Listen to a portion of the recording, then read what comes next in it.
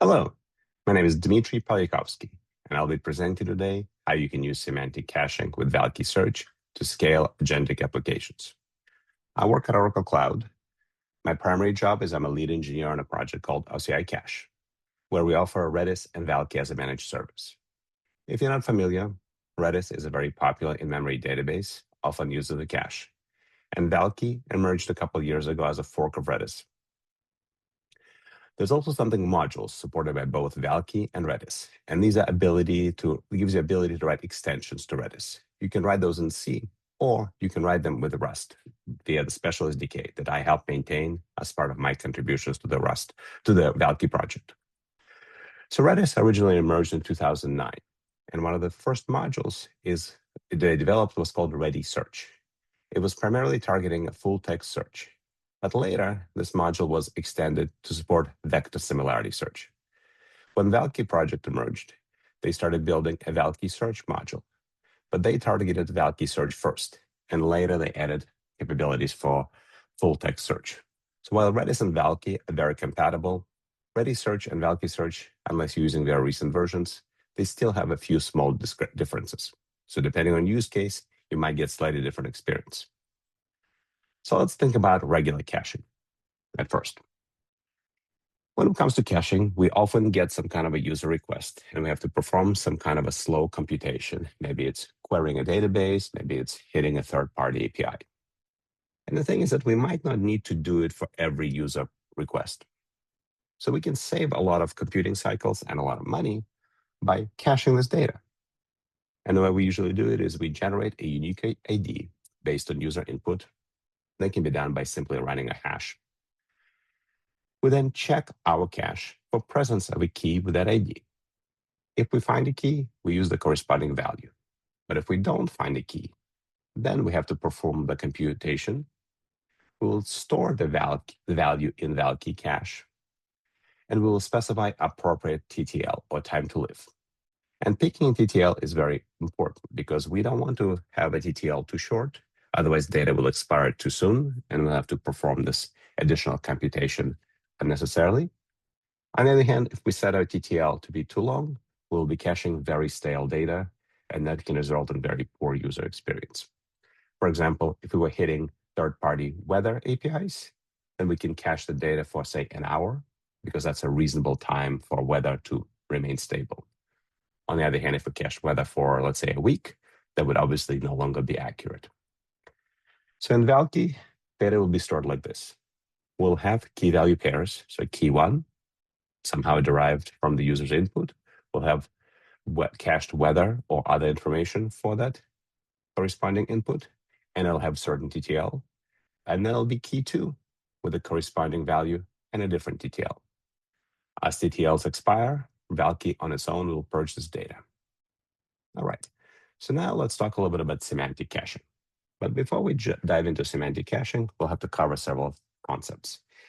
And those concepts are actually very important because if we don't use semantic caching appropriately, we will have either incorrect data or stale data, or we will be extremely inefficient in our memory use. So we'll cover those concepts in depth. And the first concept is semantic search or vector similarity search. Unlike traditional caching, where we're looking for the exact match, with semantic search, we are looking for things that are semantically similar. And to find these similar items, we compare their vectors or embeddings, and we accept that they may not have the exact match. So you may ask, what are vectors? Well, vectors, they have magnitude or size and direction, and they look like this. This is a simple two-dimensional representations of vectors. So we have a vectors x and y right here, and we can see that they're pretty similar in direction. And then we have two vectors of the same magnitude, but now they're orthogonal to each other. And last, we have two vectors that are completely opposite. So we can obviously see that these two vectors are much more similar to each other. Well, when it comes to vector similarity search, we don't have two dimensions. We have hundreds or even thousands. So here's what they would look like in the real world. Again, it's a lot of numbers. So how do we compare two vectors? Well, there are several approaches we can take. A common one is called cosine similarity. So using the diagram from before, we can see that in this case, the cosine of these two vectors is very close to 1. Here, the cosine of these orthogonal vectors is close to 0. And here, with the opposite vectors, the cosine is -1. And cosine is adjacent over hypotenuse, so it's this over this. Another approach is to use Euclidean distance, where it actually computes the distance between these 2 points. And here's where we have to fall back to Pythagorean theorem, which is the distance between these 2 points is going to be x squared plus y squared and then square root. So we can see here how this calculation works to find the exact distance between these 2 points. Now, one caveat is that square root is actually a pretty expensive computation. So we can avoid taking a square root because at the end of the day, when it comes to comparing vectors, we don't care about the exact distance. What we care is about similarity. And we can simply compare 2 numbers, whether they are been square rooted or not. And another approach we can take is called inner product. So when it comes to inner product vector comparison, we multiply the components and sum the results. So here we have A, B, and C vectors. And we will compare A, B vectors. We take 1 times 3 and plus 2 times 4, it's 11. However, when comparing A vector to C, the result is -17. So we can obviously tell that A and B are much more similar than A and C. So basically, if 2 vectors point in the same direction, they will have a large value. Next concept is something called normalized or unit vectors. So here we have originally a vector of 3 by 4, and that gives it a magnitude of 5 because 3 squared plus 4 squared is 25, square root of that is 5. But we can normalize it, meaning we can shrink its magnitude to 1, which means that instead of 3 by 4, it becomes 0.6 by 0.8. Now, the interesting thing is that with normalized vectors, their inner product equals to their cosine similarity. And here's an example. Let's say we have 2 vectors, 1, 0. So again, the magnitude is 1. And then we have a vector that goes at 45-degree angle of 0.7. Well, if we do but it's also magnitude 1. Well, if we do the inner product of it, we come up with a 0.707. And cosine of 45-degree angle is also 0.707. So just to summarize it, cosine similarity compares angles. Inner product compares directional alignment. And when vectors are normalized, the angle determines distance. And L2 compares the actual spatial distance. Okay, enough math. Now, the question is not just how do we compare 2 vectors, but how do we compare many, potentially millions of vectors to find the best possible match? A very common approach is called Hierarchical Navigable Small World, or HNSW. It is an algorithm for finding approximate nearest neighbors, A and N. And it is essentially O log N versus ON for brute force. And it is a useful approach when we have to compare millions of vectors with thousands of dimensions. HNSW has many layers. Think of the top layer as a highways or freeways. It gives you the ability to get somewhere fast. It has few connections and few vectors and few connections. The middle layers have more vectors and denser connections. And these are kind of major roads, and they give you the ability to get closer. And the bottom layer contains all vectors. It's going to use the most memory, and it's like local streets. It helps you get precisely to your destination. So if you have, let's say, 10,000 vectors, you will probably have 4 to 5 layers. But if you have many millions of vectors, you will have over a dozen layers. So how does HNSW work? Well, we will choose the random vector in the top layer and compare it to the query vector. We will then search all of the neighbors of that vector and find the closest match. Then we'll go to the lower layer and repeat the process. So in a diagram, it looks like this. We start here and we find this match. We go below and we search its neighbors. We find this match. And then we go to the next layer below where we find this match. So the pros and cons of HNSW are it's pretty fast and it's pretty accurate. That's the benefit. But the downside is that we're really going to use a lot more memory. It's not just the bottom layer where we have to store all vectors. It's all the additional layers. And to estimate the memory usages, what we have to keep in mind is the number of dimensions, because each dimension in a vector is a float 32, which means it's going to take up 4 bytes.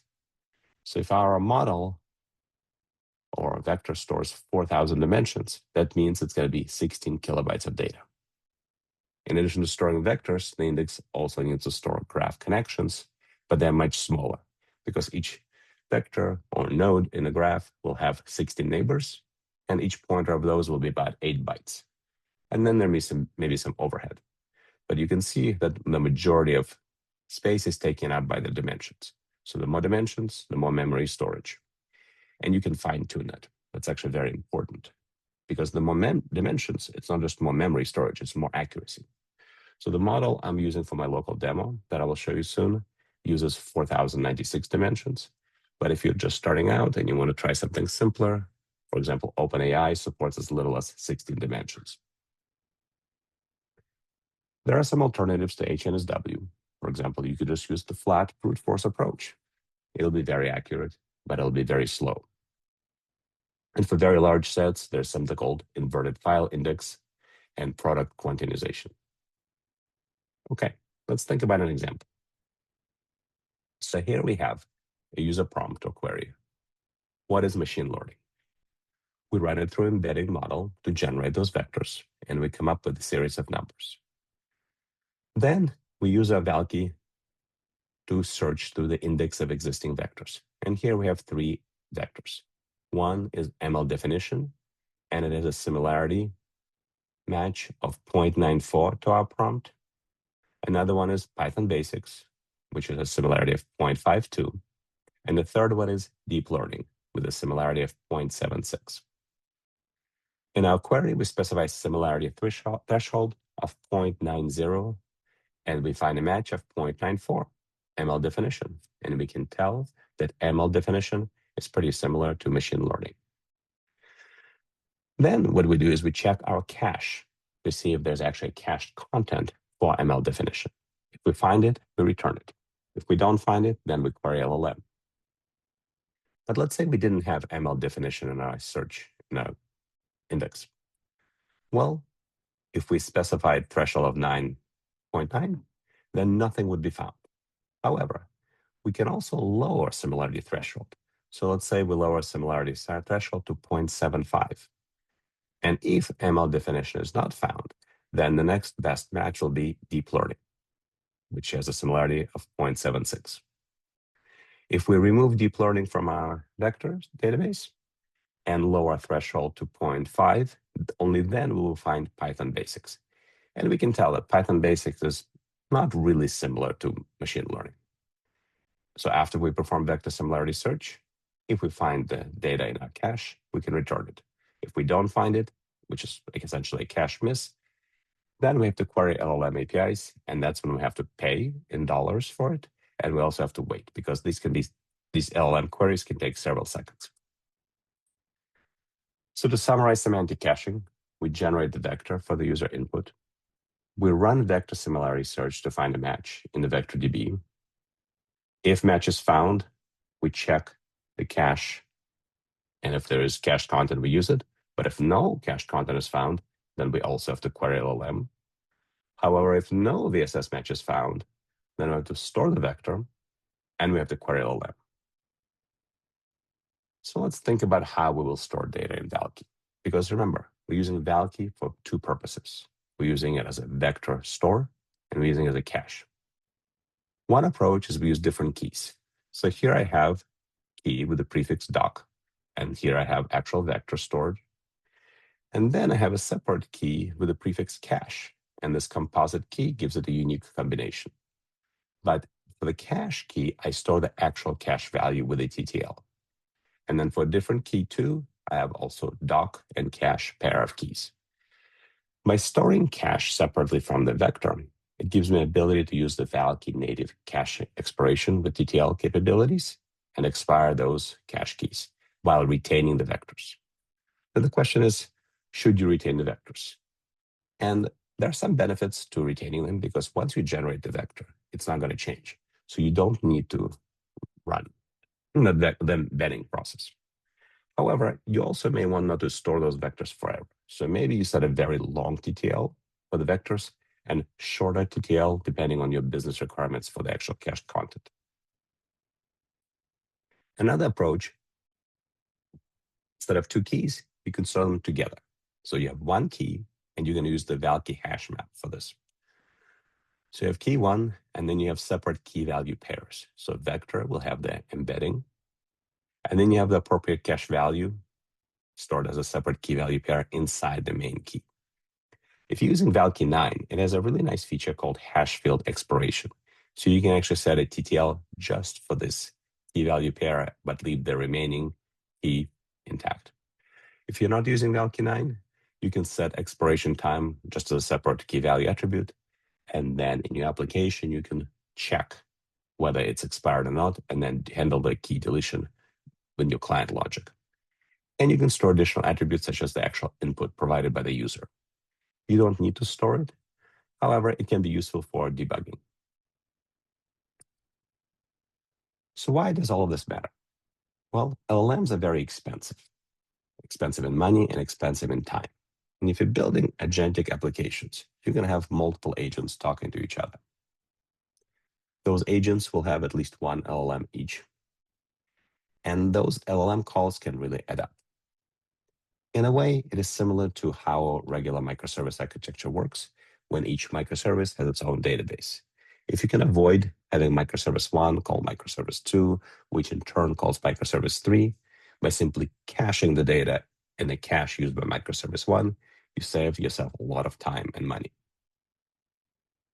Okay, so the pros and cons of semantic caching are you can save a lot on LLM calls.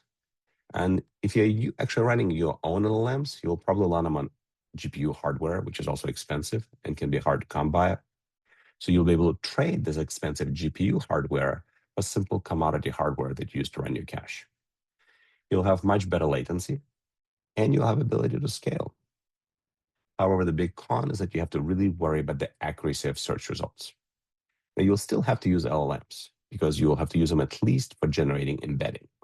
However, embedding generation is much cheaper than inference. So for example, it can cost mere pennies per million tokens to generate embeddings. However, to use inference can cost several dollars. So when should we not use semantic caching? Well, as of traditional caching, we don't want to cache stuff that changes very rapidly, and also stuff that may not be requested again.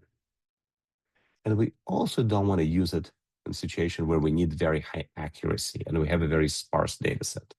Because if we have a sparse data set, we'll have to lower a similarity threshold to be very low, and then we might get essentially a hallucination. Okay, so how does this valkey-search module come into play? Well, as I said, it allows us to use valkey not just as a cache, but as also a valkey store. And it's going to be fast, and it allows us to store both vectors and cache content in the same data store, which will simplify our integration. We can use this, we can either store data as a hash map or JSON. The cons is it can be expensive because you're going to have to store this data in RAM, and you also have to be able to run this module. So either you have to run your own servers, or you have to use a cloud vendor which supports appropriate version of valkey with valkey-search. But what valkey-search will allow you to do is it allow you to create HNSW index using command ft-create. And the number of dimensions in your index has to be the same as what your LLM gives you. You will then be able to insert data. Another caveat is to store vectors as bytes. And then valkey-search will automatically index specific fields that you specified when you created the index. And after that, you'll be able to run commands such as ft-search and actually search the indexes. Now, the reason these commands begin with ft.prefix is because they mirror the ready search commands. And as I mentioned earlier, originally ready search was designed to run full text search. So that's what ft stands for. And in my demo that I'm about to do, I'm using a library called Redison. And Redison provides nice abstractions in Java. So there's something called rsearch interface, and it has methods for creating index, search, and others.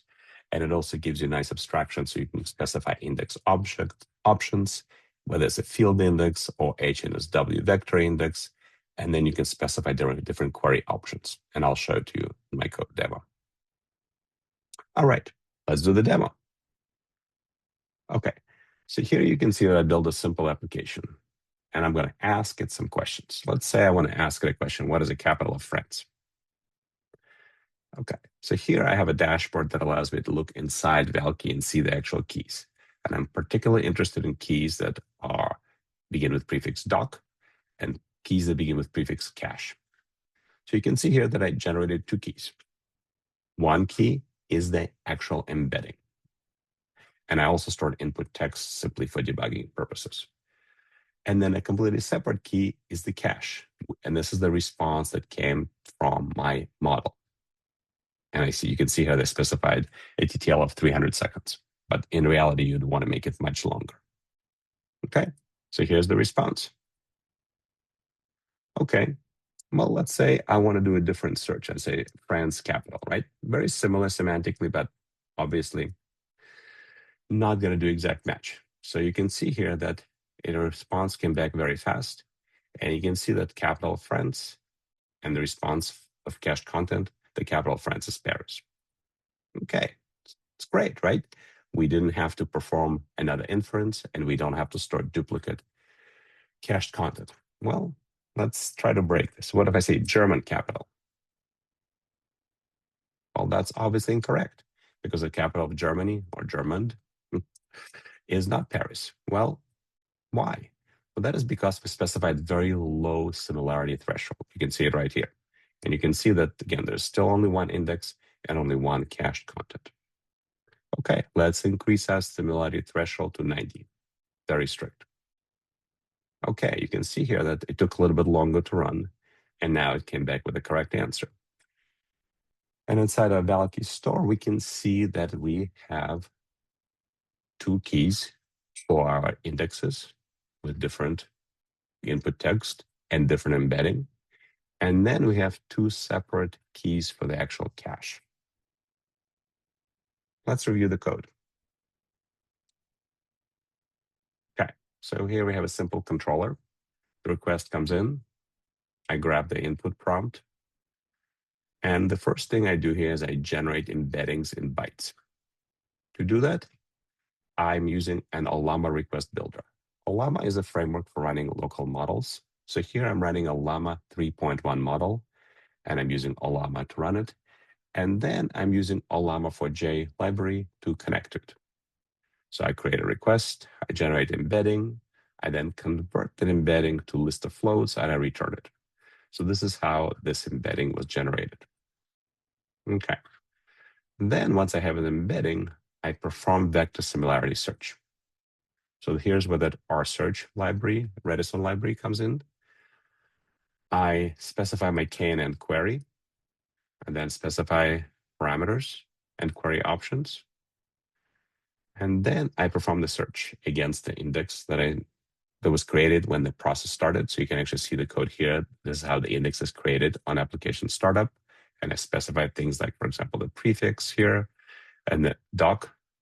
And then I specify that it's an HNS-W vector on a field embedding. It's going to be type float 32 and I specify cosine similarity as my distance. Okay, so those things are passed to the valkey-search, and those are used to create the index. Now, when I'm performing the search, what I'm doing is, again, I vectorize the input, I search for that vector. On the second request, I find the match. Well, because capital of France is the same as France capital. And this is where I return that result, but only after I check similarity threshold. And on the very first request, what I set the similarity threshold to be only 0.10, pretty much anything matched, even German capital to France capital.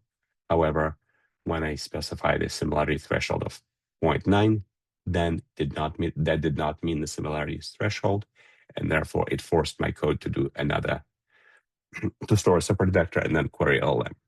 Okay, so back to this. So if the VSS results are not found, I save the embedding. Otherwise, if these results are found, I grab the top result, get 0. The next part is I check the cache to see if it exists. So I have a different method for that, where again, I calculate the appropriate key. I use a basic get operation. And if the data is found in the key, I return it. If not, I then have to query LLM, get the result, and store it in valkey. So this is the slow part. This is the running inference. And again, I'm using the Ollama generate request. So just like valkey is used for two purposes of storing the vectors and storing the cache, the Llama 3.1 model is used for both generating the embeddings and running inference. And then once I have the cache, I store it in the valkey for a period of time, and I return it to the application. Okay. So this application was built using a framework called Micronaut, and I used a library Redison. I'm running my model locally using Ollama framework and using Ollama for JJava library. And if you're interested in checking out valkey, you can look on its website, or you can read this blog introducing you to valkey-search. Thank you.